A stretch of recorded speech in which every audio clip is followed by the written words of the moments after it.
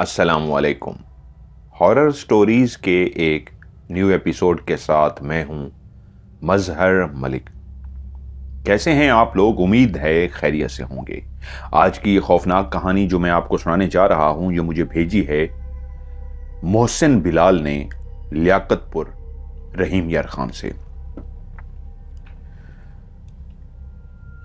मोहसिन बिलाल कहते हैं, आज मैं एक ऐसी कहानी आपके हवाले करने जा रहा हूं कि जिस लम्हे उस कहानी को बैठ के हम दोस्तों ने सुना था तो ना सिर्फ हमारे पूरे वजूद के ऊपर एक कपकपी तारी हो गई थी, बल्कि वो रात एक ऐसी रात थी कि हम सारे दोस्त सो नहीं सके थे। उस कहानी के खौफ में इस तरह मुब्तला हो गए थे कि सुबह उठ के सब हम एक दूसरे से बात कर रहे थे कि रात कैसी अजीब सी थी। नींद ही नहीं आ सकी, और नींद ना आने की वजह थी वो खौफनाक कहानी जो आज आपके हवाले करने जा रहा हूं। मोहसिन बिलाल कहते हैं, ये एक गर्मियों का दिन था। हमारे दो दोस्त दूसरे शहरों से मिलने के लिए मेरे पास पहुंचे थे, और तभी मैंने अपने खुद के अलावा 3 और दोस्तों को भी इनवाइट किया। उनको बताया तो वो खुशी से दौड़ते हुए आ गए कि फलां हमारे दोस्त मिलने के लिए आए हुए हैं। यूं फैसला हुआ कि सब दोस्त आज रात को मेरे डेरे पर ही कयाम करेंगे, यहीं पे खाना पीना होगा और रात को बैठ के हम गपशप करेंगे। अब जो मकामी वहीं के लोग थे उनको भी मैंने कह दिया था, भाई अपने घरों को कह के आना, आज रात तुम घर नहीं आओगे यार, बैठेंगे पुरानी बातें करेंगे। बचपन के बिछड़े हुए दोस्त जब मिलते हैं तो फिर ख्वाहिश होती है कि ढेर सारी बातें की जाएं। और कमाल की बात यह थी कि गर्मियों के उस दिन मौसम बहुत ही खूबसूरत था। सुबह से बादल आए हुए थे, रिमझिम होती, बारिश रुक जाती, फिर से रिमझिम होती और बारिश फिर से रुक जाती। उस रिमझिम ने, उस बारिश ने मौसम को इंतहाई खूबसूरत बना दिया था। वो जो गर्मियों की शदीद तपश होती है, गर्मी होती है, उसको ठंडक में बदल दिया था। शाम को जब सारे दोस्त पहुंच गए, बातों का, कहकों का ऐसा सिलसिला शुरू हुआ। मैंने ये जो डेरा बना रखा था, ये मेरे घर से काफी दूर मेरी जमीनों पर था। मेहमानों के लिए बेहतरीन किस्म के कमरे, रिहाइश का इस तरह का एहतमाम किया गया था, जिसके अंदर ज़रूरियात ज़िंदगी की तमाम चीज़ें मौजूद थीं। और बाहर एक बहुत बड़ा लॉन मौजूद था जो ग्रीनरी पर मुश्तमिल था। अक्सर हम कुर्सियां डालकर बाहर भी बैठ जाते। क्यारियां थीं, पौधे लगे हुए थे और कई फलदार दरख्त भी मैंने लगा रखे थे। रात का खाना खाने के बाद मैंने मुलाजिम से कहा, कुर्सियां बाहर लगा दो, क्योंकि अब बाहर, उसने आकर बताया था कि ठंडी हवा चल रही है। बारिश जिसने जमीन को सैराब कर दिया था, जमीन गीली होने की वजह से, ऊपर से जब गर्मियों में ठंडी ठंडी हवा चलती है तो बाहर एक ऐसा खूबसूरत मौसम हो जाता है कि ख्वाहिश होती है कि बाहर ही सो जाएं, बाहर ही बैठ जाएं। यूं हम सारे दोस्त बाहर कुर्सियों पर बैठ गए और बातों का सिलसिला शुरू हुआ। पुरानी यादों को ताज़ा करते हुए, पुराने हवाले, पुरानी बातें जिस पे कह के गूंज रहे थे, जिस पे बातें हो रही थी, वहीं पे बातें होते होते एक दोस्त ने शरारत से एक दोस्त से कहा, भाई तू सुना, तेरी दादी का क्या हाल है? तो दूसरे ने कहा, दादी? यार इनकी तो दादी काफ़ी अरसा हो गया फौत हो गई हैं। तो बोला, हाँ भाई फौत हो गई हैं, लेकिन इनकी दादी तो अभी भी नज़र आती हैं, इनके घर में रहती हैं। तो बाकी दोस्त भी हैरान हुए कि ये क्या बात हुई, समझ नहीं आई। तो उसने कहा, यार चल तू बता देना। तो उस दोस्त ने बताना शुरू किया कि मेरी दादी सकीना, आप लोग जानते हैं, बचपन में मिल चुके हैं, हमेशा से इबादत गुजार थी, हमेशा थे परहेजगार थी, सादा सी जिंदगी गुजारने वाले लोग थे, सादगी से ही जिंदगी गुजारी, कभी शौहर के साथ ऊंची जबान में बात नहीं की। दादा भी एक नेक तबीयत के इंसान थे, लेकिन कभी उनके बीच में तलखी या हमने झगड़ा नहीं देखा था। शाइस्तगी से बात करना, और ये वो लोग थे जो रख रखाव वाले लोग थे, अदबो आदाब वाले लोग थे। दादी का मिजाज जहां मोहब्बत था, प्यार था, दुआएं देना था, सबका ख्याल रखना था, वहां पे उनका एक रौब और दबदबा भी था। उनकी एक ऐसी शख्सियत थी कि जो भी उनसे मिलता उनकी शख्सियत से मुतासिर हुए बगैर ना रह सकता। लेकिन ये फ़ानी दुनिया है, इस दुनिया से सबने चले जाना है। वो दादी अपने आखिरी अयाम में, ज़िंदगी के बुढ़ापे के आखिरी दिनों में बहुत ज़्यादा इबादत में मसरूफ़ रहती। और फिर एक दिन वो इस दुनिया, इस फ़ानी दुनिया से इस अंदाज में गई कि सबको रोता हुआ छोड़कर चली गई। जो सुबह उठ के सबको तस्बीह पढ़ते हुए फूंके मारती थी, सबको हर वक्त एक दायरा खड़ा कर देती थी, वो हमसे बिछड़ गई थी।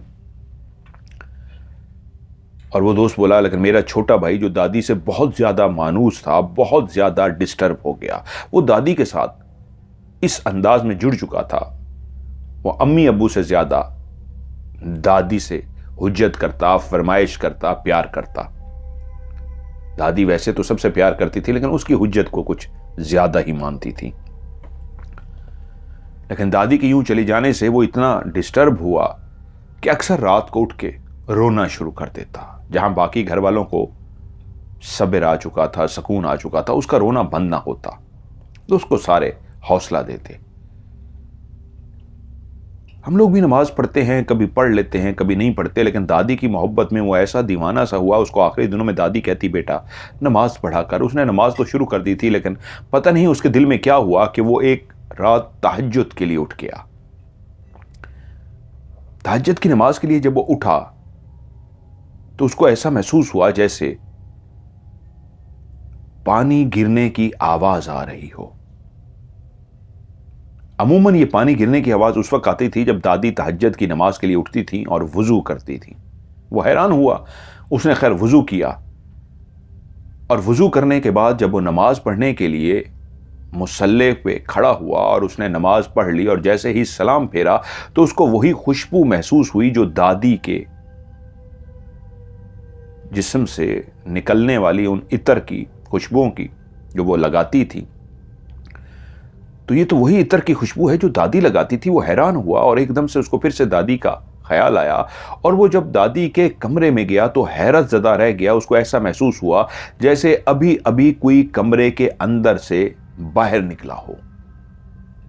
जहां घर के बाकी लोग सो रहे थे, कुछ लोग जाग चुके थे और वो ये मंजर देख के हैरान रह गया कि कौन हो सकता है जो कमरे के अंदर से बाहर निकला। वो तेजी से अंदर दाखिल हुआ, लेकिन अंदर कोई भी नहीं था। कमरा बंद पड़ा हुआ था, लाइट ऑफ थी। लेकिन ये बात उसके दिल में खुब सी गई कि मुझे कुछ महसूस हुआ है। अगली रात वो फिर से नमाज के लिए उठ गया, खुद ब खुद तहज्जुद के लिए, और फिर से उसको वुजू करने की आवाज़ महसूस हुई। आज उसने कान इस अंदाज में लगा दिए, मेरा वहम है या वाकई कोई वुजू करता है। तो जब वो अंदर उसी बाथरूम में गया जहां दादी अपने बाथरूम को इस्तेमाल करती थी, वुजू करती थी, तो ये देख के हैरान रह गया कि उसका फर्श गीला है, जैसे वाकई किसी ने नलके को चलाया हो और पानी फर्श पर गिरने की वजह से वो खुश्क फर्श गीला हो चुका हो। ये तो उनका कमरा था जो और कोई इस्तेमाल नहीं करता था। ये वॉशरूम भी सिर्फ वही इस्तेमाल करती थी। तो ये कौन गया होगा इस वक्त? वो ये देख के हैरान था कि फिर उसने एक ऐसा मंजर देखा। दादी का वो मुसल्ला जो अब लपेट दिया गया था, उसने देखा वो अपने कमरे के उसी जगह पे जहां पे वो मुसल्ला बिछाकर नमाज पढ़ती थी, वो मुसल्ला वहां पर बिछा हुआ है।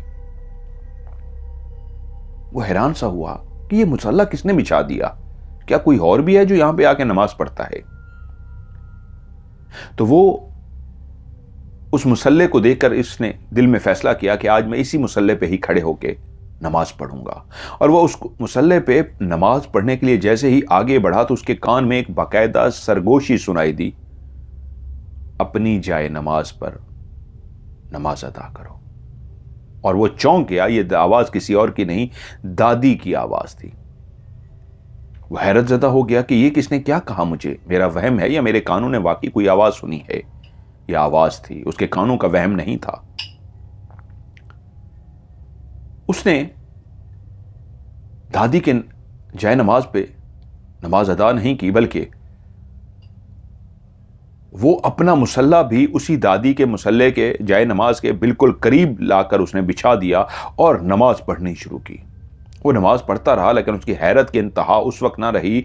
वो इंतहाई ज़्यादा हैरान हो गया जब उसने सलाम फेरा, एक तरफ गर्दन की तो उसी तरफ उसको ऐसा महसूस हुआ जैसे उसकी दादी अपनी जाए नमाज पर मौजूद उसी तरह सलाम फेर रही हो कि उसने अपनी गर्दन को राइट साइड पे सलाम फेरने के लिए किया। जब नमाज मुसलमान ख़त्म करते हैं तो कहते हैं अस्सलामु अलैकुम रहमतुल्लाह, फिर दूसरी तरफ मुंह फेर के कहते हैं अस्सलामु अलैकुम रहमतुल्लाह। तो उसने जैसे ही मुंह फेरा तो उसके मुंह ने देखा दादी भी उसी तरह जिस तरह उसने सलाम फेरा है सलाम फेर रही हैं, लेकिन एक नमाज तो मुकम्मल करनी थी। उसने फौरी तौर पर दूसरी तरफ मुँह किया लेफ्ट साइड पे और सलाम फेरा, और जैसे ही उसकी नमाज मुकम्मल हुई तेजी से मुड़ा ये देखने के लिए कि ये दादी यहाँ पे कैसे मौजूद है, लेकिन वहां पे तो कोई भी नहीं था।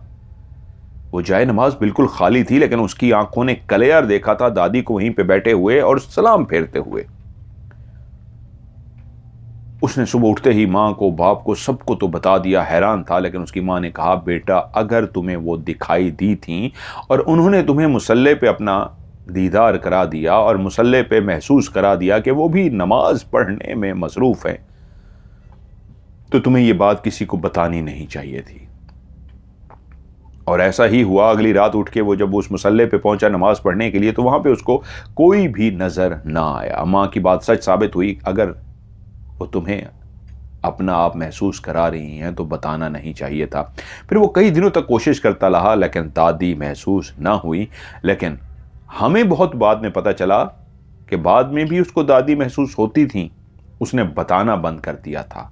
क्योंकि फिर दादी के उस खुशबू को जो वो इतर लगाती थी, उस कमरे में मौजूदगी को, और एक दो दफ़ा मेरी अम्मी ने भी दादी को मुसल्ले पे इस अंदाज में नमाज पढ़ते हुए देखा जैसे एक सफ़ेद सा ह्योला होता है, ऐसा ह्योला जो ट्रांसपेरेंट होता है, जिसके आर पार देखा जा सकता है। एक शेडो, एक साया, एक इंसान का साया होता है जो रोशनी में काला सा नजर आता है, काला स्याह साया, और एक सफेद सा साया।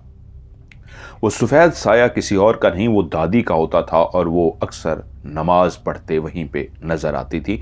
उसको अम्मी ने जब एक दफा देख लिया तो वो समझ गई और बेटे से बात की कि बेटा मैंने ही तुमसे कहा था कि किसी को बताना मत, और तुमने बता दिया था, और तुमने ही कहा था अब वो नज़र नहीं आती, लेकिन मैं समझ गई हूँ वो तो अब भी नज़र आ रही हैं, तुम्हें अब भी नज़र आती हैं, तुम बताते नहीं हो। तो बेटा मुस्कुरा पड़ा जैसे माँ को कह रहा हो मैं बता नहीं सकता माँ, हाँ वो अब भी नज़र आती हैं। क्योंकि हुआ ये था कि अम्मी किसी काम के सिलसिले में, नमाज पढ़ने में उनको देर हो रही थी, वो बोली मुझे देर हो रही है, लेकिन वो किसी काम के सिलसिले में दादी के कमरे में जैसे ही दाखिल हुई तो ये देखकर ठटक सी गई। कमरे में इस अंदाज में खुशबू फैली हुई थी जैसे दादी कमरे में मौजूद हो, और उनकी निगाह जैसे ही सामने उस मुसल्ले पे पड़ी जो अब हमेशा वहाँ पे बिछा रहता था, उसको किसी ने हटाया नहीं था, कह दिया गया था कि ये मुसल्ला यहीं पे ही रहे। कि उनकी निगाह सामने की तरफ गई तो किसी को उन्होंने सजदे में देखा। सजदे में एक सफ़ेद साया था जिसने अपना माथा उस जाए नमाज पर इस तरह टिका रखा था जैसे कोई नमाज पढ़ते हुए सजदे में जाता है। अम्मी वहाँ पे खड़ी हैरान परेशान देख रही थी कि ये कौन है, कि उसी वक्त वो सजदे से उठी, कुछ देर बैठी और फिर से सजदे में चली गई। तब अम्मी ने उनके चेहरे को देख लिया, ये कोई और नहीं दादी थी। वो तेजी से बाहर आ गई, समझ गई कि वो नमाज पढ़ रही हैं, उनको डिस्टर्ब ना करूं। अब यहां तक जब दोस्त ने शरारत से एक बात की थी कि इनकी दादी नजर आती हैं, शरारत से मुराद ये मजाक के, मतलब इस तरह का मजाक नहीं कि किसी की दिल आजारी हो कि यार देखो नेक लोग ऐसे भी नजर आते हैं, यार बताना। वो बताना नहीं चाह रहा था। जब दोस्तों ने फरमाइश की तो उसने अपनी दादी की सारी बात तो बता दी। तो एक दोस्त बोला क्या यार मरने के बाद इंसान की रूह नजर आती है?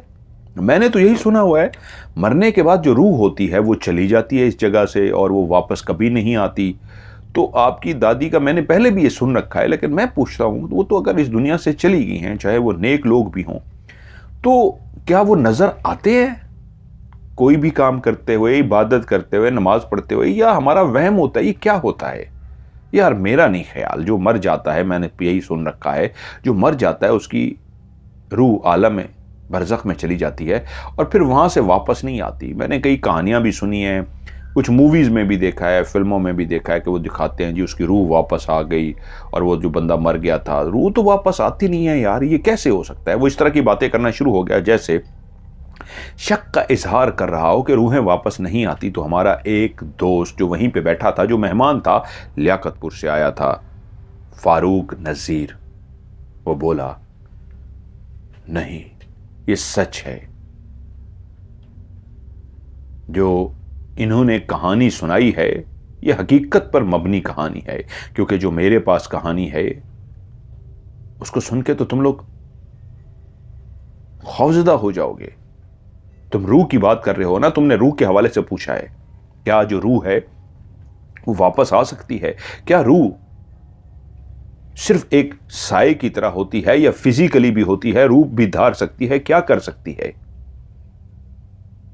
हमजाद के बारे में भी सुना होगा, इंसान के मरने के बाद उसका हमजाद उसी दुनिया में भटकता है, घरों में नजर आता है, लोग उसको रूह समझ बैठते हैं। लेकिन मैं आज तुम लोगों को एक ऐसी सच्ची, अगर इजाजत हो तो एक ऐसा वाकया सुनाना चाहता हूं जो हमारे इलाके का इंतहाई खौफनाक और इबरतनाक वाकया है। दोस्त उसकी बात तवज्जो से सुन रहे थे, जानते थे ये एक संजीदा शख्स है, ज्यादा मजाक नहीं करता, हाँ हंसी मजाक पे मुस्कुरा देता है, खुद से कोई जुमला नहीं कसता। जब दोस्त बैठते हैं, हंसी मजाक होती है, कोई ना कोई जुमला कस देता है, बाकी कहका लगाते हैं। ये वाहिद एक ऐसा दोस्त था जो खामोशी से सुनता और मुस्कुरा देता। फारूक नज़ीर की इस बात को सुन के हम चौंक पड़े, क्योंकि अगर वो कुछ कहने जा रहा था तो वो कभी भी मजाक नहीं करता था, हमेशा सीरियस बात करता था। हमने कहा, हाँ यार आज तो वक्त है, आज रात को बैठना है, गप्पे मारनी है, बिल्कुल टाइम है, सुनाओ क्या ख्याल है दोस्तों। तो बाकी दोस्त भी बोले, हाँ यार सुनाओ सुनाओ, बिल्कुल रात अपनी है, अभी तो वक्त शुरू हुआ है, मौसम भी देखो कितना खूबसूरत है, ठंडी ठंडी हवा चल रही है, बातें करने का मज़ा आ रहा है, चाय का एक और दौर चलेगा और इसी तरह चाय भी चलती रहेगी, गपशप होती रहेगी। अच्छा, जब उन्होंने कहानी शुरू की तो मुझे ये फरमाइश की है, जिन्होंने कहानी मुझे भेजी है, कि उस दोस्त ने तो अपने अंदाज में कहानी सुनाई थी, लेकिन इस कहानी को आप अपने अंदाज में जिस तरह सुनाते हैं उस तरह सुनाइएगा। ये एक रात के तकरीबन 12 साढ़े 12 बजे का टाइम था। फयाज एक बेहतरीन सी गाड़ी में सवार, जिसके अंदर गाने लगे हुए थे, और वो उस अंधेरे में डूबी सड़क के ऊपर अपनी गाड़ी को भगाता हुआ जा रहा था, क्योंकि उसको अब अपने घर पहुंचने की जल्दी थी। फयाज अपने भाइयों में सबसे छोटा था, तीसरा नंबर था, उससे बड़े 2 भाई थे। वो एक बहुत बड़े बाप का बेटा था, एक चौधरी का बेटा। बहुत बड़ी जागीर थी, बहुत बड़ी जमीनें थीं। वो अपने दोस्तों के साथ शहर गया था। वहां उन्होंने सारा दिन हल्ला गुल्ला किया, फन किया, घूमे फिरे, शॉपिंग की, और उसके बाद अब वो उनको उनके घर पर छोड़कर अपने घर की तरफ जा रहा था। ये पूरी सड़क अंधेरे में इसलिए डूबी हुई थी कि गांव की ये कच्ची पक्की सी सड़क, जिसके दोनों तरफ खेत ही खेत थे, लहलहाती फसलें और उनमें लगे हुए दरख्त। अगर कोई रोशनी थी तो सिर्फ एक इस गाड़ी की निकलने वाली हेडलाइट की रोशनी थी, जो हेडलाइट से रोशनी निकल के सामने उस कच्ची पक्की सड़क को दिखा रही थी, जिसकी वजह से गाड़ी फरफराटे भरती हुई आगे की तरफ जा रही थी। गाड़ी के अंदर एक हल्का हल्का म्यूजिक चल रहा था और गाड़ी तेजी से सफर की तरफ रवां दवां थी कि उसको महसूस हुआ उस सड़क के बिल्कुल पास ही, दूर से ही गाड़ी की उन रोशनियों ने दिखाया कि कोई सड़क के बिल्कुल पास ही, सड़क के साइड पर मौजूद है। वो एक चौधरी का बेटा था, लाडला बेटा, जो मुंह से निकालता ख्वाहिश पूरी कर दी जाती। ये जमीनें, ये खेत, ये सब कुछ उन्हीं की तो ही जागीर थी। जैसे जैसे गाड़ी उस साए के करीब जा रही थी, तब तो उसको अंदाजा हुआ कि जिसको वो दूर से देख पाया है और जिसकी वजह से उसने गाड़ी की रफ्तार को भी आहिस्ता कर दिया कि कर दिया था कि देख सकूं ये कौन है, तो अंदाजा हुआ रात के इस पहर ये कोई लड़की है, कोई औरत है जो सड़क के किनारे मौजूद है। अब गाड़ी मजीद आहिस्ता हो चुकी थी। वो उसको देखना चाहता था कि रात के इस पहर कौन है जो यहां पे मौजूद है। वो जैसे ही उसके बिल्कुल करीब पहुंचा तो उसने गाड़ी रोक दी। ये इसी गांव की ही कोई लड़की थी। उसने बिल्कुल गांव की तरह का लिबास पहन रखा था और वो परेशान सी हालत में बिल्कुल रोड के किनारे खड़ी थी। लेकिन वो उसके चेहरे की तरफ देखकर चौंक पड़ा। गांव की ही लड़की थी लेकिन इतनी खूबसूरत, वो हैरान हो गया कि मैंने पहले इस लड़की को क्यों नहीं देखा। गांव में कई लड़कियां ऐसी थी जो उससे पहले नहीं देख रखी थी, लेकिन उस लड़की को देखते ही वो चौंक पड़ा। उसका चेहरा बहुत ही हसीनो जमील था, बहुत ही मासूम सूरत वाली, जिसने सर पर दुपट्टा ले रखा था और सहमी हुई खड़ी थी। वो उसके करीब जाकर रुक सा गया और उससे बोला, आप कौन हैं और यहां पर क्यों खड़ी हैं? तो वो एकदम से डर सी गई। उसके हाथ में एक गठड़ी सी थी, एक ऐसी गठड़ी जिसके अंदर कुछ उसने लपेट रखा था, और वो गठड़ी उसके हाथ से गिर सी गई। वो चौंक सा गया और उससे बोला, क्या हुआ है, तुम डर क्यों गई हो? उसको अंदाजा हुआ था जैसे उस लड़की को देख के उसने अंदाजा लगा लिया था उसकी कोई चोरी पकड़ी गई है और वो डर रही है। और एक लम्हे में ही उस गठड़ी को जब उसने नीचे गिरते हुए देखा तो उसको अंदाजा हुआ कि कोई जो घर से भागने के लिए निकलता है तो कुछ सामान लेके निकलता है। ऐसा ही सामान लग रहा था, उसने गठड़ी में बांध रखा था और वो भागने लगी थी। तो वो समझ गया, अच्छा किसी का इंतजार कर रही हो और यहां से भागना चाहती हो। कौन है वो? उसने गाड़ी जो रोक रखी थी गेट खोला और बाहर निकल आया। वो लड़की थर थर कांपना शुरू हो गई, जैसे उसकी चोरी पकड़ी गई हो। उसने अपना नाम लेकर कहा, मैं हूं फयाज चौधरी अमीन का बेटा। घबराओ मत, मैं तुम्हारी मदद करूंगा, मुझसे डरो मत। तुम जिससे भी प्यार करती हो, जिसके साथ भी जाने लगी थी, मैं समझ गया हूं, क्योंकि तुमने जो गठड़ी नीचे गिराई है उससे मैंने उन जेवरात की झलक को देख लिया है कि यकीनन तुम किसी के साथ जाने लगी थी। बस परेशान मत हो, मैं तुम्हें उसके पास पहुंचा दूंगा। आओ मेरी गाड़ी में बैठो। वो डरी डरी सी खड़ी रही। उसने जल्दी से भाग के दूसरी तरफ दरवाजा खोल दिया और उसे कहा, आ जाओ आ जाओ, घबराओ मत, मैं तुम्हें कह रहा हूं, मैं तुम्हें जिसके साथ जाना चाह रही हो, मैं तुम्हारी उससे शादी करा दूंगा। तुम्हें भागने की जरूरत भी नहीं होगी, जैसा तुम चाहोगी वैसा होगा, मेरा यकीन करो। वो उसको इस तरह यकीन दिलाना शुरू हो गया कि उसका खौफ खत्म हो जाए। और इस तरह की मीठी चुपड़ी बातें करते हुए उस लड़की को जैसे लगा कि वो सही कह रहा है, वो उसकी शादी करा सकता है। उसकी आंखों में खौफ खत्म हुआ था, एक नई उम्मीद पैदा हुई थी, एक ऐसा ख्वाब सब उसी वक्त उसकी आंखों में आया था कि क्या मुझे भागना नहीं पड़ेगा, ये मेरी शादी करा देगा। तो वो उसकी बातों में आके चलती हुई गाड़ी की उस साइड पे आई और अगली सीट पर, फ्रंट सीट पर बैठ गई। उसने दरवाजा बंद कर लिया। अभी तक वो कोई फैसला नहीं कर सका था कि उसने इस लड़की का क्या करना है। वो दूसरी तरफ से घूम के वापस आया, अपनी ड्राइविंग सीट उसने संभाली, दरवाजा बंद किया और जो गाड़ी पहले से ही स्टार्ट थी उसको आगे की तरफ बढ़ा दिया। अब वो लड़की जिसके सर से खौफ की वजह से वो दुपट्टा गिर सा गया था, उसके बाल जो बंधे हुए नहीं थे, खुले हुए थे, लेकिन उसने सर पे दुपट्टा ले रखा था, वो ऐसे चमकदार बाल थे कि उसी लम्हे उसका दिल किया फयाज का कि वो उसके बालों में हाथ लगाकर देखे। ऐसे सिल्की, ऐसे खूबसूरत, ऐसे चमकदार बाल थे उसके कि उसका दिल ही अजीब सा हो गया।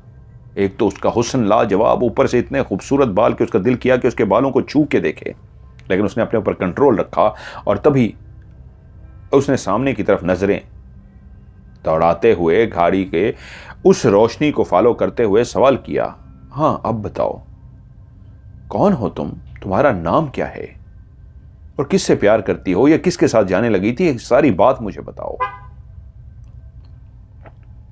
उस लड़की को जैसे होश सा आ गया, उसने अपना सर अपने घुटने में रखा और रोना शुरू कर दिया।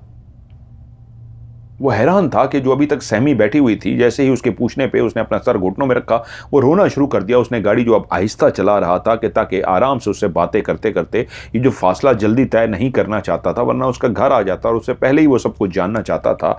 जो गाड़ी पहले ही स्लो थी, जब लड़की ने रोना शुरू किया तो उसने गाड़ी को ब्रेक लगा दी और कहा, ओहो क्या हो गया है, क्या हो गया है, रो मत। और मेरा हरगिज मतलब तुम्हें रुलाना नहीं था, मैं तो तुम्हें खुश देखना चाहता हूं। मैं तो तुमसे इसीलिए पूछ रहा था कि किससे प्यार करती हो, ताकि मैं तुम्हारा उससे शादी करा सकूं, मैं तुम्हारी मदद कर सकूं। मुझे खुल के बताओ, डरो मत, तुम जैसे कहोगी वैसे ही होगा। वो काफी बातें करता रहा और आखिर वो जो रोते रोते, जिसने अपना सर घुटनों में रखा हुआ था, रोते रोते चुप सी हो गई और उसके चेहरे पे एक मुस्कुराहट सी आई कि चलो मेरी बातों पे। अब उसने रोना बंद कर दिया और कहा, चलो अब सीधी हो जाओ और मुझे बताओ बात क्या है। वो लड़की जैसे ही सीधी हुई तो वो ये देख के हैरान रह गया कि वो एक लड़की की बजाय एक खौफनाक शक्ल वाली, एक ऐसी भयानक शक्ल वाली लड़की बैठी थी जिसको देखते ही उसका पूरा वजूद थर थर कांपना शुरू हो गया। वो कोई डायन थी, वो कोई चुड़ैल थी, क्या थी, लेकिन उसका चेहरा इतना भयानक था कि उसकी गाल की एक साइड पूरी कटी हुई और नीचे लटक रही थी। उसकी आंखें लाल सुर्ख थीं। उसका पूरा चेहरा इंतहाई भयानक खौफनाक हो गया था कि उसी लम्हे उसने अपना मुंह उसी फयाज की तरफ किया जिसके अंदर बेइंतहा अब ऐसा खौफ था, जो थर थर बैठा कांप रहा था, कि वो उसकी तरफ देखते हुए गुस्से से धाड़ी। और उसने जैसे ही अपना मुंह खोला तो वो मुंह ऐसा लगा जैसे किसी इंसान का नहीं, बड़े से जानवर का मुंह हो। और उसने अपने दोनों हाथ, जिनके नाखून बड़े हो चुके थे, वो इस तरह गुस्से से उसने चीख मारी जैसे उसकी बर्दाश्त से बाहर हो रहा हो कि सामने बैठे हुए शख्स के वो टुकड़े टुकड़े कर दे। कि तभी उसके वो नुकीले हाथ एकदम से फयाज की गर्दन के अंदर पहुंच गए और उसने उतनी तेजी से उसकी गर्दन दबानी शुरू कर दी। वो जो एक ताकतमंद सेहतमंद सा नौजवान लड़का था, एक लड़की के हाथ उसके क्या कर सकते थे। लड़की अगर उसकी गर्दन भी दबाती तो वो एक झटका मारता छोड़ देता, लेकिन उन हाथों में इतनी ताकत थी। वो समझ गया ये कोई इंसान नहीं है, ये कोई और ही मखलूक है जिसके हाथों में इतनी ताकत है कि वो उसकी गर्दन दबाती ही गई। वो अपनी गर्दन को छुड़वाने की कोशिश कर रहा था, लेकिन मौका ही ना मिल सका कि देखते ही देखते उस लड़की ने, जो अब गाड़ी में बैठे चीखे जा रही थी, चिल्लाए जा रही थी, अपने हाथों का जोर उसकी गर्दन पे बढ़ाती जा रही थी कि देखते ही देखते वो लड़का वहीं तड़प तड़प कर मर गया। जब सुबह हुई तो लोगों ने देखा गाड़ी खड़ी है, पहचानते थे ये गाड़ी तो चौधरी अमीन के बेटे की है। वो गाड़ी के करीब गए तो क्या देखते हैं, चौधरी अमीन का बेटा फयाज फ्रंट सीट पर मुर्दा हालत में पड़ा हुआ है। इतला चौधरी तक पहुंची, उसके घर में कोहराम मच गया। उसका तीसरा बेटा, जो उसके टोटल 3 बेटे थे, बेटी नहीं थी उसकी, इस अंदाज में मारा गया था कि वो सोच भी नहीं सकता था। वो टूट गया। एक कार्रवाई करने के लिए पुलिस को बुलवाया गया, लाजमी सी बात, एक कत्ल था। पुलिस ने कहा कि अपनी सारी कार्रवाई की, लेकिन कोई भी शवाहिद ना मिल सके। हैरत की बात यह थी, उसको इस अंदाज में मारा गया था, जिस लड़की ने उसका गला दबाया था, पता चल जाना चाहिए था कि इसका गला दबाया गया है। उसके गले पे नामो निशान तक भी नहीं था, दम घुटने से मरा था, बस ये पता चल सका। लेकिन उसकी पोस्टमार्टम की हुई इस लाश को जब चौधरी के हवाले किया गया तो सिसकियों, रोती आंखों और दुख के साथ उसका नमाज जनाजा पढ़ाकर उसको रुखसत कर दिया गया, कब्र में दफना दिया गया। ये चौधरी के लिए एक इंतहाई खौफनाक बात थी। वो टूट गया था। वो अपनी बीवी से बहुत प्यार करता था। उसके यहां पहला बेटा हुआ, फिर दूसरा बेटा हुआ, और जब तीसरा बेटा पैदा हुआ तो तीसरे बेटे को पैदा करते हुए उसकी बीवी इस दुनिया से चल गुजरी थी। बीवी क्या इस दुनिया से चल बसी, सबने मशवरा दिया, 3 बच्चे हैं, इनको पालने वाली एक मां चाहिए, चौधरी साहब दूसरी शादी कर लें। उसने फैसला किया, नहीं, मुझे इन बच्चों के लिए जिंदगी गुजारनी है, अब मुझे शादी नहीं करनी। उसने शादी नहीं की, अपने बच्चों को पाला, उनकी हर ख्वाहिश को पूरा किया। पैसे की रेल पेल थी, किसी चीज की कमी नहीं थी। उनको मां का प्यार भी दिया, बाप का प्यार भी दिया, उनके मुंह से निकली हुई हर ख्वाहिश को पूरा किया। लेकिन क्या हुआ, बेटो जो भी बात मुंह से निकालते बाप पूरी कर देता, तो वक्त के साथ साथ बेटों का मिजाज भी बदलता गया। वो मनमानियां करने लगे।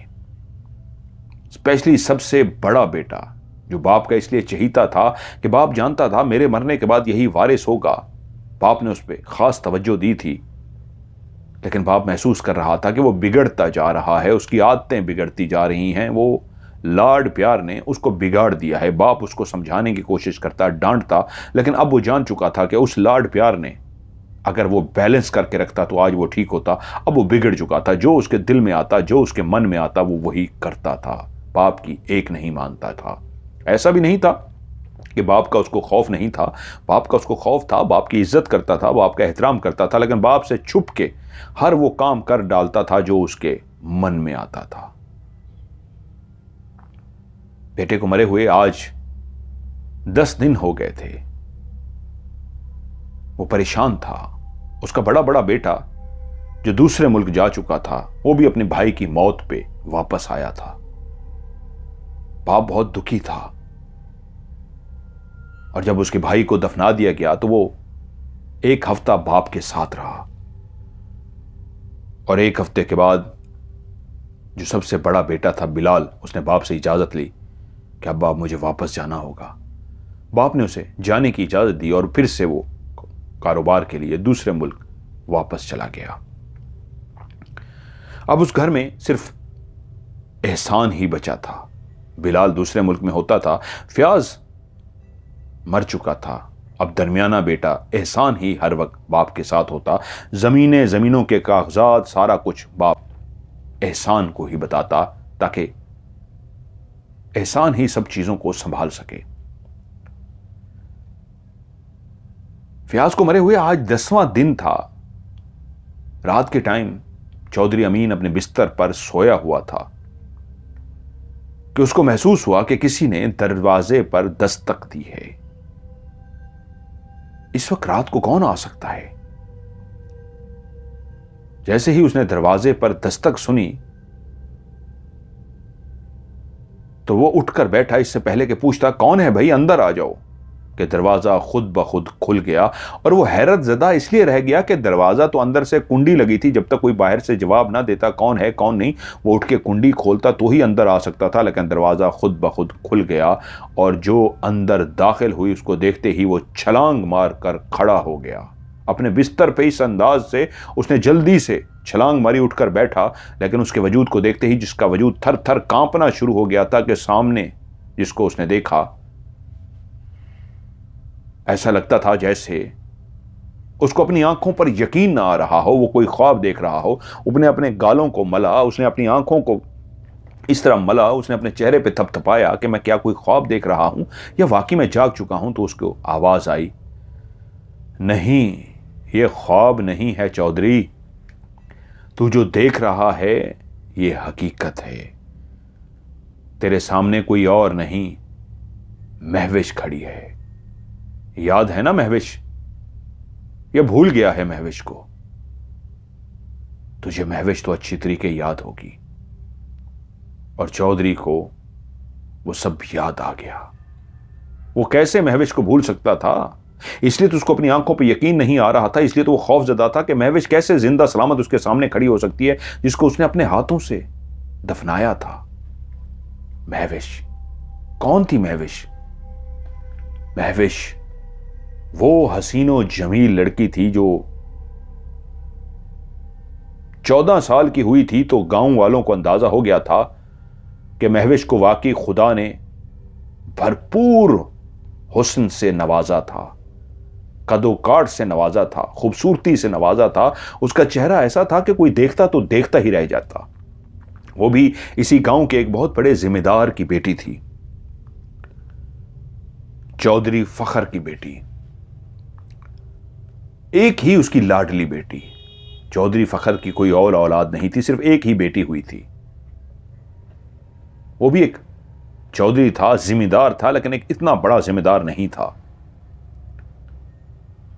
उसने अपनी बेटी को बहुत लाडों से पाला था, और जब बेटी इतनी खूबसूरत, इतनी हसीनो जमील, ऐसी कि कोई भी देखता देखता ही रह जाता, लेकिन बेटी किसी पे फिदा हो गई। जब वो 18 साल की पहुंची तो उसका हुस्न, उसकी जवानी, उसकी खूबसूरती ऐसी बला की हो चुकी थी कि कोई सोच भी नहीं सकता था।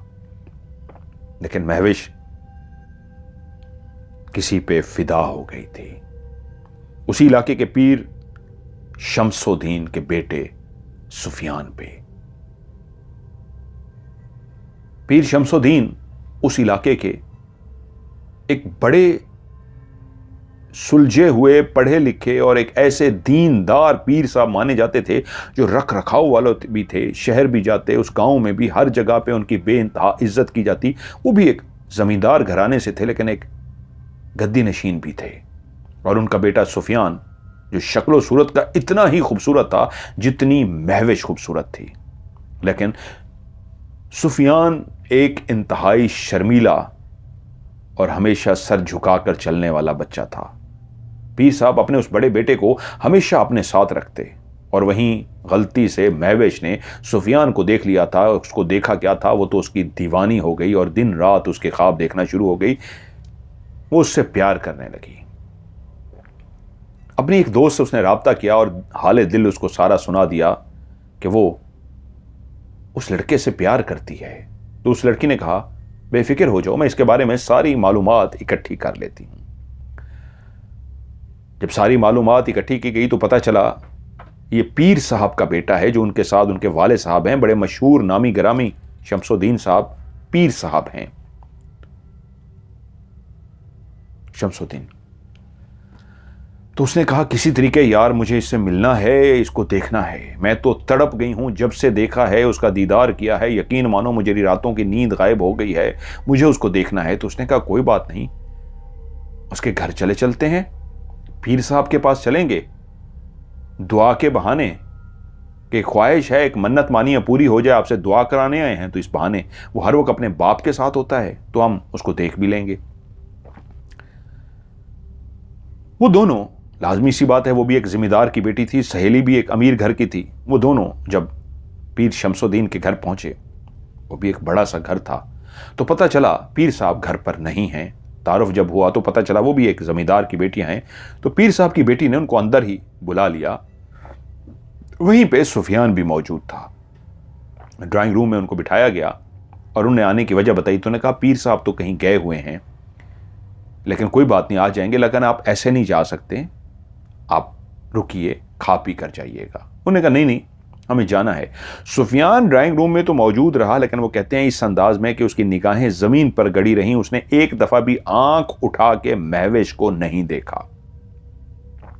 महविश जो उससे प्यार करती थी, वो उसकी इस अदा पे उस पे और फरीका हो गई, दिलो जान से मर मिटी उसके ऊपर, इश्क में बदल गया वो प्यार के कैसा खूबसूरत है, चाह के एक दफ़ा भी उसने मेरी तरफ नहीं देखा। ऐसा शर्मीला कि मुसलसल जितनी देर वो कमरे में मौजूद रहा, ज़मीन की तरफ देखता रहा। उसकी आंखों की शर्म व हया ने महविश को और दीवाना बना दिया। वही महविश जो उससे प्यार कर बैठी थी, अब उसकी दीवानी हो गई।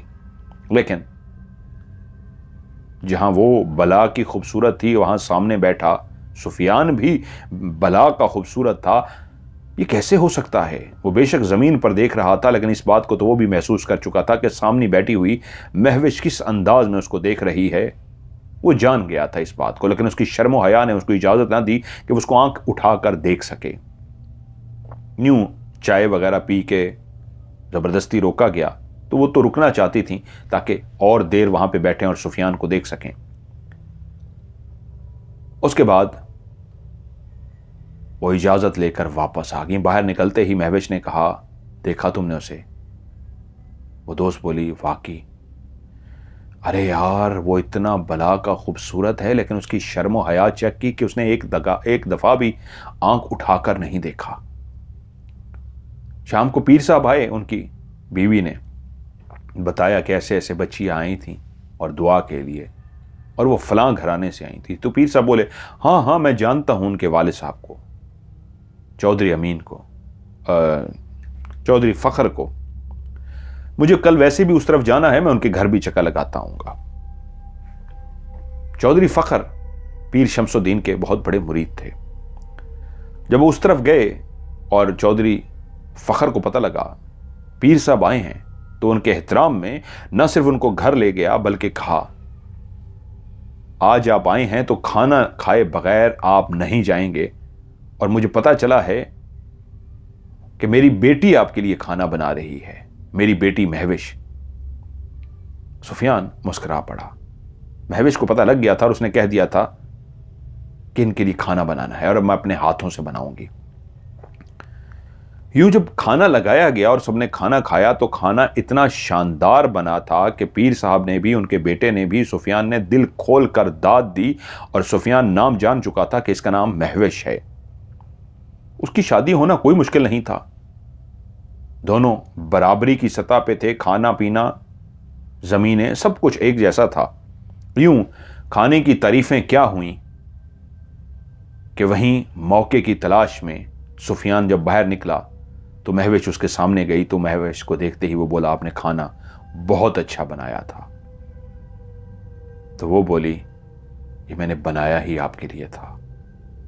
और यूं वो सिलसिला शुरू हुआ जो अब सुफियान के दिल में भी उसके लिए मोहब्बत जगा गया था, क्योंकि वो जान गया था कि इस घर में रिश्ता होना कोई मुश्किल नहीं है। महविश के वालिद भी खाती पीती घर से थे, और उसके वालिद और उनके दरमियान एक जो दोस्ती का रिश्ता भी था पीरी मुरीदे के अलावा, वो जानता था ये रिश्ता हो सकता है। तो इसलिए उन दोनों के बीच में वो मोहब्बत जो सिर्फ एक तरफ थी, अब दोनों तरफ शुरू हो गई। लेकिन एक ऐसी पाकीज़ा मोहब्बत जिसमें एक फासला था, जिसमें हाथ एक दूसरे को टच तक ना कर सके। एक ऐसी मोहब्बत, एक ऐसी पाकीज़ा मोहब्बत जहां पे दोनों कई घंटे सामने बैठ के एक दूसरे को देखते रहें, लेकिन एक दूसरे के वजूद को छू भी ना सकें। और ऐसा ही हुआ। फिर उस दिन के बाद महविश और सुफियान की छुप छुप कर मुलाकातें होनी शुरू हो गईं। वो मिलते हफ्ते में एक दफा, ढेर सारी दिल की बातें करते, और महविश की वो सहेली इधर उधर पहरा देती रहती कि कोई आ ना जाए। वो खुल के भी मिल सकते थे, लेकिन एक बाप का नाम था, वो पीर शमसुद्दीन का बेटा था, और वो भी एक शर्मो हया की पैकर थी, उसके बाप का बड़ा नाम था। इसलिए वो दोनों बैठकर आने वाले वक्त के ख्वाब देखते, शादी का सोचते कि हम एक दूसरे के उसी दिन होंगे, एक दूसरे को उसी दिन छुएंगे जिस दिन हम लोग निकाह में बस जाएंगे, जब हमारा निकाह हो जाएगा और हम मियां बीवी बन जाएंगे। लेकिन शायद किस्मत को कुछ और, तकदीर में जो लिखा जाता है वो तो शायद होकर रखता है। उधर चौधरी अमीन का वो बिगड़ा हुआ सबसे बड़ा बेटा, जिसको लाड प्यार ने बाप ने बिगाड़ दिया था, बिलाल, उसकी निगाह महविश पर पड़ गई। वो महविश की तलाश में रहा, और एक दिन महविश को अकेला देखकर सीधा जब वो उससे मिलने के लिए जा रही थी, वो नहीं जानता था कि ये और सुफियान मिलते हैं। वो मिलने के लिए अकेली ही घर से छुप के निकलती थी। जब वो जा रही थी तो उसके सामने जाकर खड़ा हो गया, और उसने उसे देखते ही अपनी दिल की बात कह दी कि वो उससे दोस्ती करना चाहता है। वो तो किसी से मोहब्बत करती थी, वो कैसे उससे दोस्ती कर सकती थी? उसने कहा, आज मेरे रास्ते में आए हो, आइंदा कभी ना आना। बस एक बात याद रखना, मैं जानती हूं तुम्हारे किरदार को भी जानती हूं, मैंने सुन रखा है, देखा तुम्हें आज पहली दफा है। आज तो तुम्हें कुछ नहीं कह रही, आइंदा मेरे रास्ते में ना आना, वरना मुझसे बुरा कोई नहीं होगा। बिलाल उसके तेवर को देखकर समझ गया कि इसके रास्ते में आया तो यह वाकई खतरनाक हो सकती है, इसलिए वो चुप करके उसके रास्ते से हट गया। उस दिन वो सुफियान से मिलने भी नहीं गई कि कहीं ये गलीज शख्स मेरे पीछे ना आ जाए और उसको पता ना लग जाए हमारी पाकीज़ा मोहब्बत का। वो वहीं से वापस घर के लिए मुड़ गई। सुफियान इंतजार करता रहा, परेशान सा हो गया। जब वो अगली दफा उससे मिलने के लिए गई तो उसने सुफियान को नहीं बताया, बहाना कर दिया, क्योंकि वो नहीं चाहती थी सुफियान परेशान हो जाए। उधर बिलाल फैसला कर चुका था। उसने अपने 2 खास करिंदों को बुलाया और उन्हें कहा कि मुझे महविश डेरे पर चाहिए। जो चौधरी अमीन का बहुत बड़ा घर था उसी के पीछे ही डेरा बना हुआ था। घर से जुड़ा हुआ डेरा, यानी साइड पर डेरा था और उसके बिल्कुल साथ ही घर था।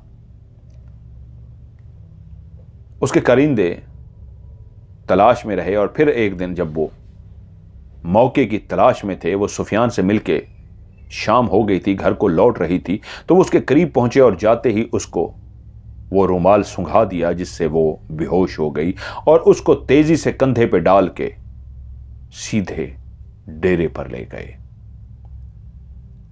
डेरे पे बिलाल महविश का मुंतजर था, जो बेहोशी की हालत में उसके सामने लाई गई थी। वो शराब पी चुका था। आज उसके वजूद से खेलना चाहता था, जिसको वो सामने जाकर इजहार कर चुका था और उसने इनकार कर दिया था। और उसको इस बात का गुस्सा भी था कि उसने इस गांव के सबसे बड़े अमीर कबीर चौधरी अमीन के बेटे बिलाल को मना किया था, लेकिन उसकी आंखों में तो हवस था।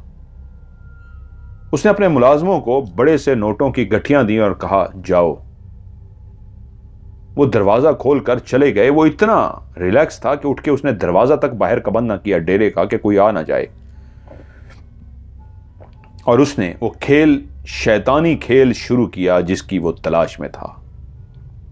वो एक शरीफ लड़की थी जो बेहोशी की हालत में लाई गई थी, लेकिन वो चाहता था ये होश में आए। और जब वो होश में आई तो वो उसके साथ शैतानी खेल खेलने में तो मसरूफ हुआ, लेकिन ये भूल गया कि नशे में वो धुत तो है। लेकिन वो लड़की चीख रही थी, मिन्नतें कर रही थी, बचाओ बचाओ की आवाजें लगा रही थी, लेकिन उसको बचाने वाला कोई भी नहीं था। उधर चौधरी अमीन शायद अभी सोया नहीं था। वो कुछ काम में मसरूफ था कि जाग रहा था कि उसके कानों में दूर से आती हुई ऐसी आवाजें महसूस हुई जैसे कोई मदद के लिए पुकार रहा हो, चीखो पुकार हो रही हो। वो डिस्टर्ब सा हुआ कि ये कहां से आवाजें आ रही हैं। वो कमरे से उठकर बाहर आया और जब ध्यान दिया तो ऐसा महसूस हुआ कि ये आवाजें पीछे उस डेरे से आ रही हैं। ये डेरे पे क्या हो रहा है? वो चलता हुआ बाहर निकला और जब डेरे के मेन दरवाजे से दाखिल हुआ तो उस दरवाजे को खुला छोड़ दिया गया था। उसको पता था बिलाल को कि बाप इस वक्त सो जाता है, लेकिन आज पहली दफा ऐसा था कि बाप जाग रहा था। और बाप जब अंदर दाखिल हुआ उस कमरे में जहां से आवाजें आ रही थी, उन आवाजों का तायुन करते करते जब पहुंचा तो आगे क्या देखता है, उसका बेड़ा बेटा बिलाल एक लड़की जिसके कपड़े वो उतार चुका है उसके साथ शैतानी खेल खेलने में मसरूफ है। बाप ने जैसे ही ये देखा, बाप का सर शर्म से झुक गया और उस बेटे ने जिसका नाम बिलाल था, जब बाप को सामने खड़े हुए देखा तो वो भी खौफजदा होकर पीछे हट गया। और वो लड़की जो चीखो पुकार कर रही थी, उसने देखा कि बाप के खौफ से ये पीछे हट गया है और बाप का सर झुका हुआ है। वो उठी और कमरे में ढूंढते हुए उसको एक खंजर नजर आया। उसने खंजर उठाया, अपने हाथ में पकड़ लिया और सामने खड़े हुए चौधरी से मुखातिब होकर कहा, तुम लोगों ने मेरे साथ अच्छा नहीं किया। आज मैं तुम लोगों की वजह से अपनी जान दे रही हूं। तुम लोगों ने मेरे बाप की हुर्मत को तबाह कर दिया, मेरी इज्जत को तार तार कर दिया। मैं आज तुम लोगों की वजह से मरने जा रही हूं, लेकिन मैं लौटूंगी, मैं आऊंगी, मैं वापस आऊंगी, मैं बदला लूंगी, मैं तुम लोगों को छोड़ूंगी नहीं। और उसने वो इतनी तेजी से मौका ही ना दिया कि चौधरी आगे बढ़ता और उसके हाथ से खंजर खींच सकता, क्योंकि बिलाल तो खौफजदा था। उसने वो खंजर अपने सीने के अंदर गाड़ दिया। दिल के मकाम पे जैसे ही खंजर लगा तो वो नाजुक सी लड़की नीचे गिरी और तड़प तड़प कर मर गई। चौधरी अमीन बुरा शख्स तो नहीं था, लेकिन अब उसको इतना अंदाज़ा हो गया था ये खबर बाहर निकलेगी, मेरी इज्जत भी ख़त्म हो जाएगी, और मेरा बड़ा बड़ा बेटा है, मेरे बाद इसी ने ही जागीर को संभालना है, मेरे बाद सारा कुछ इसने ही देखना है। मैं अगर इस बात को अभी दबा देता हूँ तो सब इज्जत बच जाएगी, अगर मैंने इस बात को ना दबाया मेरी इज्जत भी तार तार होगी, ये भी मारा जाएगा मेरा बेटा। उसने बेटे को लान तान किया और कहा अब इसका यही हल है, यहीं पे सीधा कब्र खोद और इसको दफना दे यहीं पे, क्योंकि ये खबर बाहर निकल गई, ना तेरा कुछ बचेगा ना मेरा कुछ बचेगा। बाप बेटे ने वहीं पे कब्र को खोदा और कब्र को खोद के उस खून को जो उसके वजूद से निकला था और उसके उस वजूद को उसी गड्ढे के अंदर दफना के गड्ढे को बंद कर दिया। और उसके बाद सुबह मुलाजमों को कह के काफ़ी काठ कबाड़ उसी कमरे में डलवा दिया कि कोई किसी को शक भी ना पहुंचे और कोई वहां पे जा भी ना सके, और उस कमरे को ताला लगा दिया गया। महविश गायब हो चुकी थी। रात सारी वो ढूंढते रहे, सुबह ढूंढते रहे, पुलिस ने ढूंढा, हर जगह पे महविश को ढूंढा गया, लेकिन महविश का कहीं पे कोई पता नहीं था। जमीन खा गई या आसमान, महविश कहां गई कोई नहीं जानता था। कितने अरसे तक ढूंढते ढूंढते वो बाप जिसकी एक ही बेटी थी, रो रो के उसका बुरा हाल हो गया, वो बिस्तर पर लग गया, लेकिन महविश का कहीं कोई पता ना चला। उधर वक्त गुजरता गया। चौधरी अमीन, उसका बड़ा बेटा, कारोबार के सिलसिले में दूसरे मुल्क शिफ्ट हो गया। अब चौधरी अपने बाकी दोनों बेटों के साथ रहता था कि कई सालों के बाद यह वाकया हुआ था कि उसका बेटा इस अंदाज में मर गया था कि वो समझ भी नहीं सका था। लेकिन उस रात वही महविश उसके कमरे में सामने खड़ी थी जिसको चौधरी ने अपने हाथों से दफन करा दिया था, और वो दरवाज़ा खोल के अंदर आई थी और उसने कहा था तू क्या समझा, मैं चली गई, मैंने तुझसे कहा था मैं वापस आऊंगी, अपना बदला जरूर लूंगी, अभी तो शुरुआत है चौधरी, तू देख मैं आगे क्या करती हूं।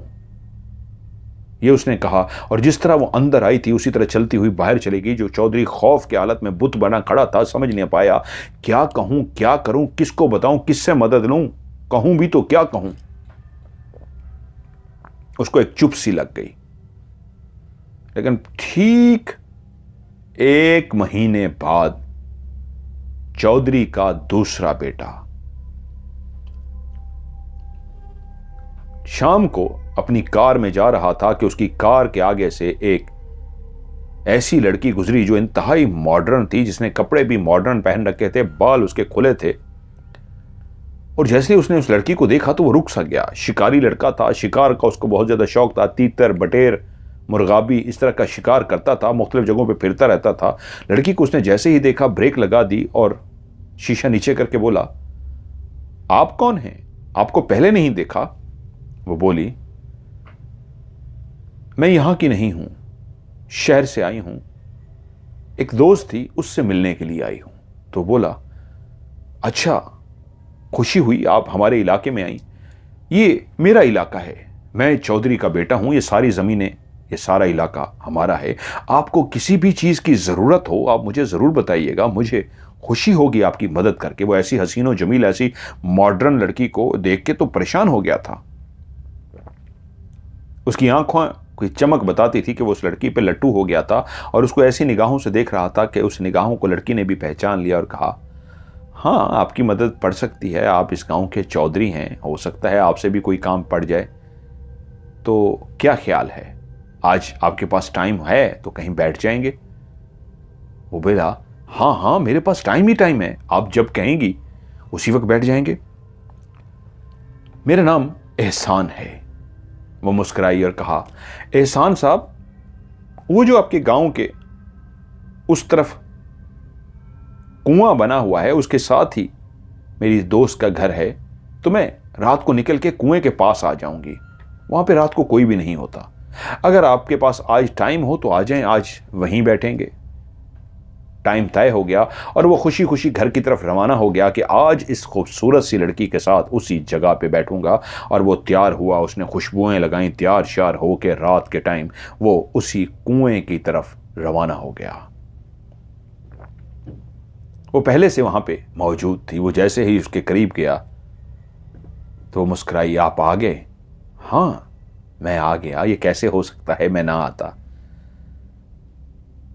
तो उसी लम्हे उससे बोली, तुम्हारा ही तो मुझे इंतजार था। जानते हो मैं कौन हूं? नहीं, मैं तो नहीं जानता। कौन है आप? और उसी वक्त उस हसीन और जमील लड़की ने अपने रूप को बदल दिया। जैसे ही उसका रूप बदला तो वो एकदम से ठठर सा गया। जिस रूप को, जिस लड़की को, जिसके हुस्न को, जिसकी खूबसूरती को, जिसके मॉडर्नपन को देख के वो यहां पे आया था, वो लड़की अब महविश का रूप धार चुकी थी। और उसने उसे देखते कहा, तुम तो महविश हो, वो जो गायब हो गई थी, वही हो ना? हाँ, मैं महविश हूं। मैं वही हूं जो गायब हो गई थी, और वही हूं जिसने तुम्हारे भाई को मारा 1 महीने पहले। और आज तेरी बारी है। मेरा बदला अभी पूरा नहीं हुआ, अभी एक बदला रहता है, तेरे बाद एक और भी बदला है। अब वो इस अंदाज में तैयार हो गया कि इससे पहले कि लड़की उसको नुकसान पहुंचाए, मुझे अपने आप को बचाना चाहिए। वो उसे बोला, पीछे हट जा, पीछे हट जा। मुझे हाथ में लगाया तो मैं तुझे इस कुएं में डाल दूंगा। तू डालेगा मुझे इस कुएं में? डाल के तो देख। वो एकदम से गुस्से में तेज बढ़ी। उसके अंदर इतनी ताकत थी, वो तो सोच भी नहीं सकता था। जो उससे लड़ने के लिए तैयार था, उसकी हाथों की ताकत को ही देख के वो घबरा गया। उसके हाथ इतने तेजी से उसकी गर्दन में पहुंचे, उसने उसकी गर्दन को दबोच लिया। उसके नाखून इतने बड़े बड़े हो चुके थे, इतना उसमें ताकत थी, उसने तो सोचा ही नहीं था। वो उसकी गर्दन दबाई जा रही थी और वो चीख रहा था, मदद के लिए पुकार रहा था, लेकिन उसके गले से सिर्फ एक आवाज निकल रही थी, गूं गूं गूं गूं की आवाज थी, और वो कुछ भी नहीं कर पा रहा था। वो उसका गला दबाती गई और उठा के उसके बाद उसने उसे उस कुएं में डाल दिया। जब उसका सांस बंद हो गया, उसकी गर्दन जब दबा चुकी थी, वो मर चुका था, और उसने उसको कुएं में डाल दिया। जब सुबह हुई, पता चला चौधरी का बेटा उस कुएं में मुर्दा पाया गया है, तो सब परेशान थे। चौधरी पे कयामत टूट पड़ी थी। वो तो पहले ही डरा हुआ था, चुप सा हो गया था जब से उसने महविश को देखा था। और महविश उसको कह के गई थी, अभी तो इब्तिदा है, अब क्या होगा? अब उसका दूसरा बेटा मर चुका था।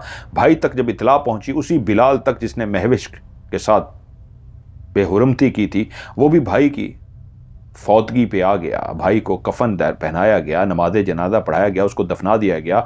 लेकिन बाप परेशान था, बेइंतहा परेशान। लोग अजीब सी बातें कर रहे थे। कोई कह रहा था शिकारी है, रात को शिकार खेलते हुए गिर गया होगा कुएं में। कोई कह रहा था नहीं, हमें तो कोई जिनों भूतों का मामला नजर आता है। लेकिन फौरी तौर पे बाप पीर शमसुद्दीन के पास पहुंचे।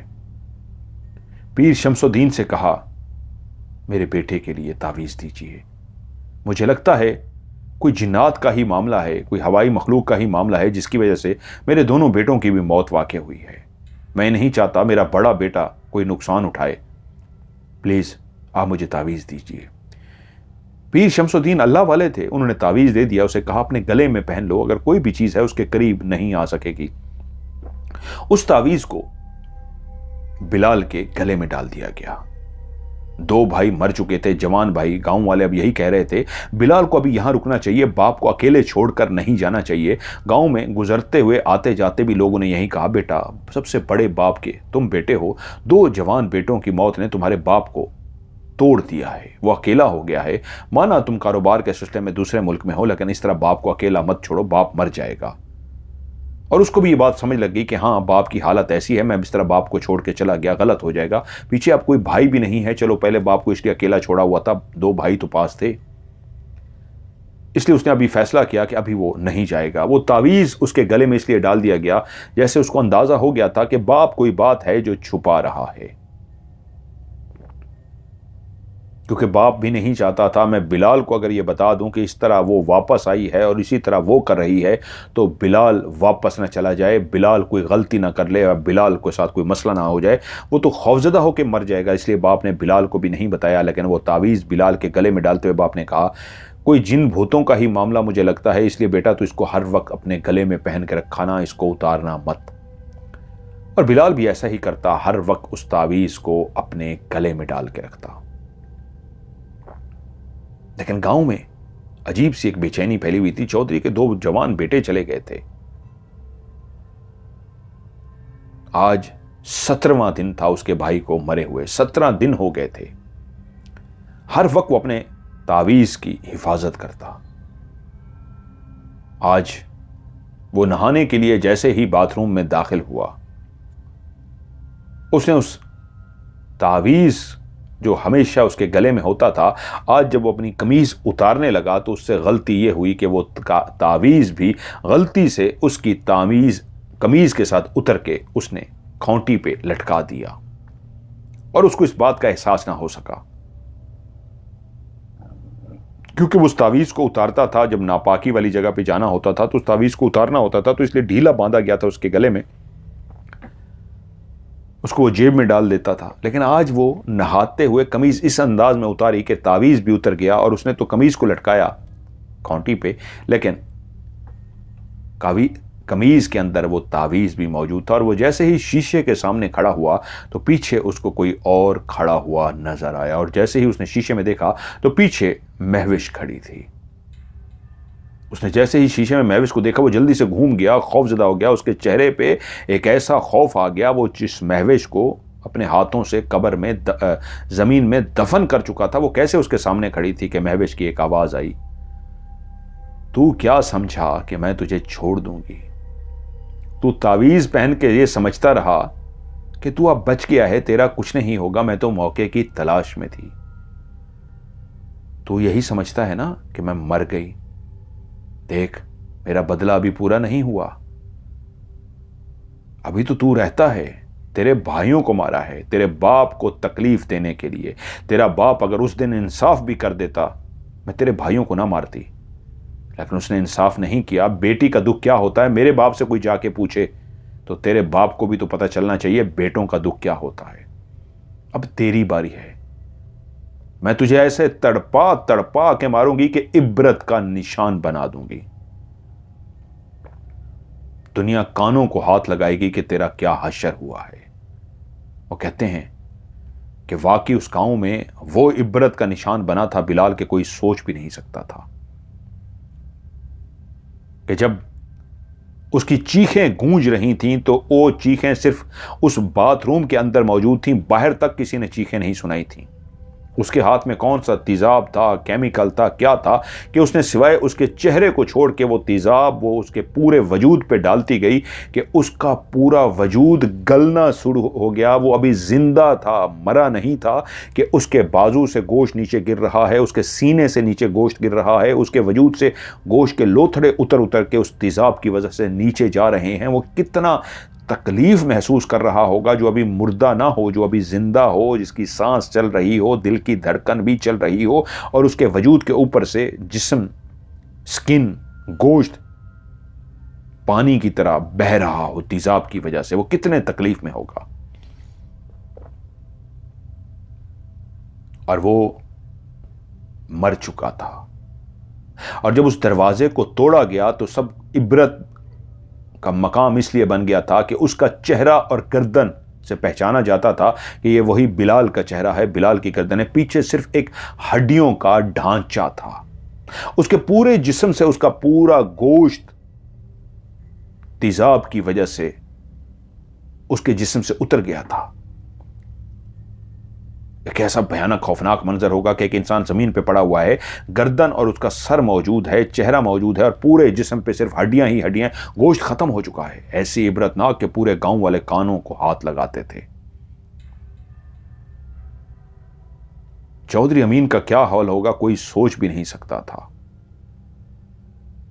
अपने इस अंजाम को, इस इबरत को चौधरी ने सोचा भी नहीं था कि वो वहां से सीधी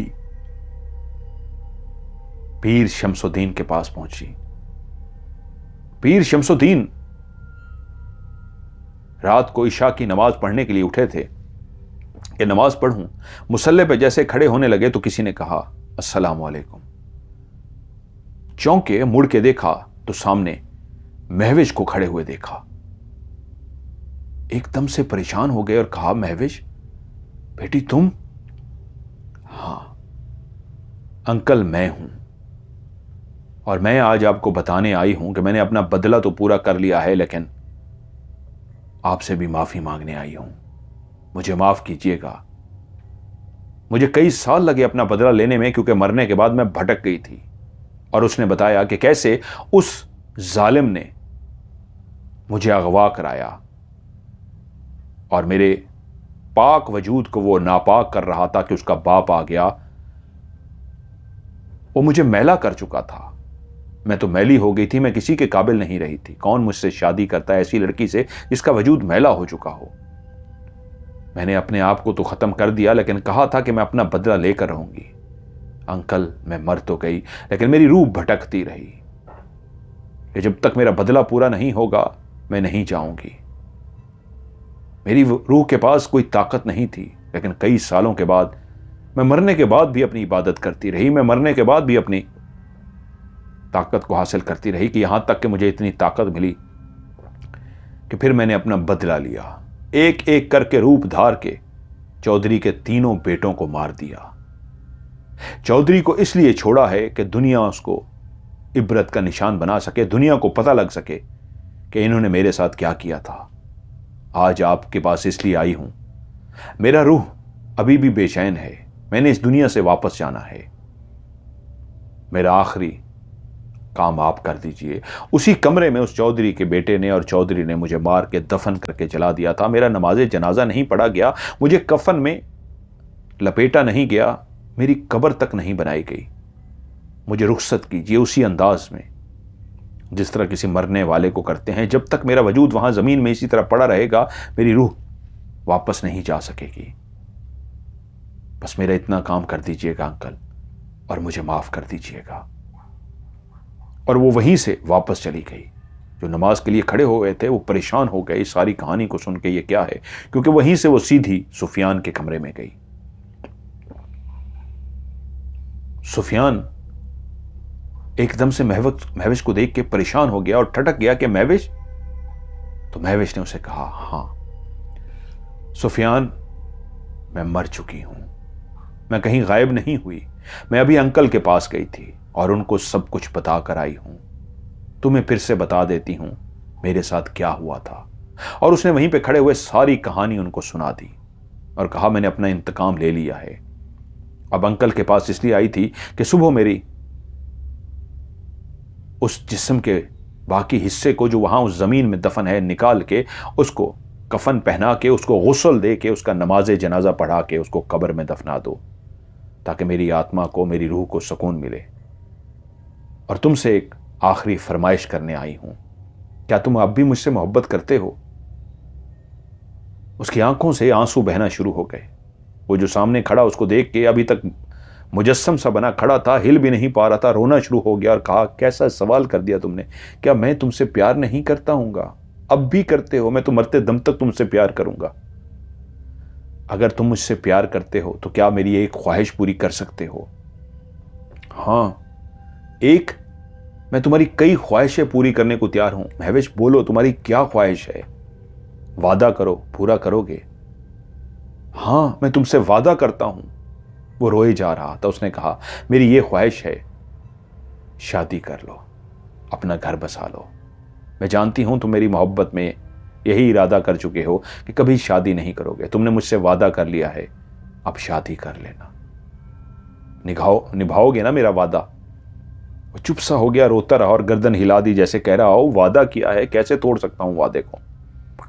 अलविदा, कल मुझे कब्र के हवाले कर देंगे और मैं अपनी दुनिया को लौट जाऊंगी, वही दुनिया जो रूहों की दुनिया है, जहां तमाम रूहें लौट कर जाती हैं। अलविदा।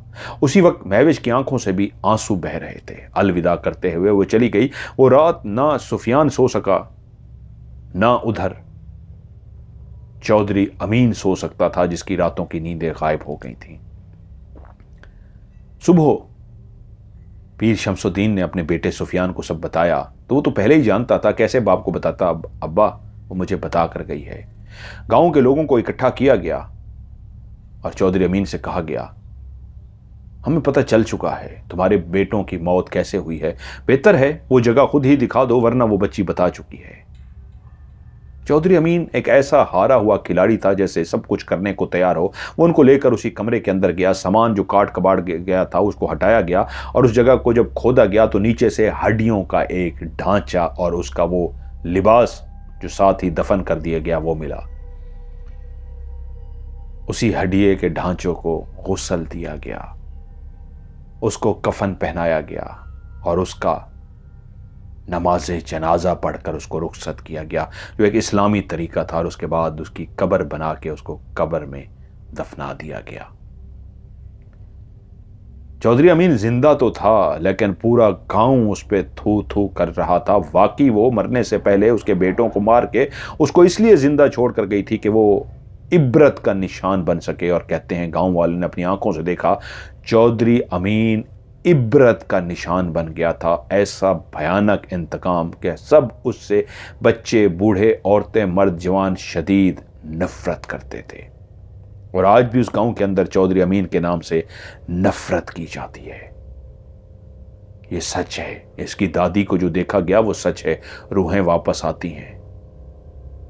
और जब वो वापस आई थी अपने बदला लेने के लिए और गांव वालों को बताकर गई, तो आज भी गांव वाले उसकी कहानी को याद करके खौफजदा हो जाते हैं। उस लान में बैठे हुए जब वो कहानी खत्म हुई तो हम सारे दोस्त खौफजदा हो गए थे। वो माहौल जो हंसी मजाक वाला, शरारतों वाला था, एक अजीब सा हो गया था। कुछ देर हम वहां पे बैठे, लेकिन सबका इरादा था चलो यार सोने चलते हैं। जैसे किसी का बातें करने को दिल ही ना कर रहा हो इस तरह की कहानी सुनने को। और हम उठ के सोने के लिए तो चले गए, लेकिन उस रात कोई भी नहीं सो सका। और जब हम सुबह उठे तो सब एक दूसरे से ही पूछ रहे थे कि क्या रात को तुम्हें नींद आ गई। तो सबने कहा नहीं यार, उस कहानी के बाद तो रात को नींद नहीं आई। इसका मतलब है रूहें भी वापस आती हैं। मुझे नहीं पता वो हमजाद है या रूह थी, लेकिन वापस आती हैं और अपना इंतकाम लेती हैं। ये थी कहानी जो मुझे लियाकतपुर रहीम यार खान से मोहसिन बिलाल ने भेजी और आपको मैंने सुनाई। आप लोगों को कहानी कैसी लगी नीचे कमेंट्स में ज़रूर बताइएगा। वीडियो को लाइक कीजिएगा, दोस्तों के साथ शेयर ज़रूर कीजिएगा।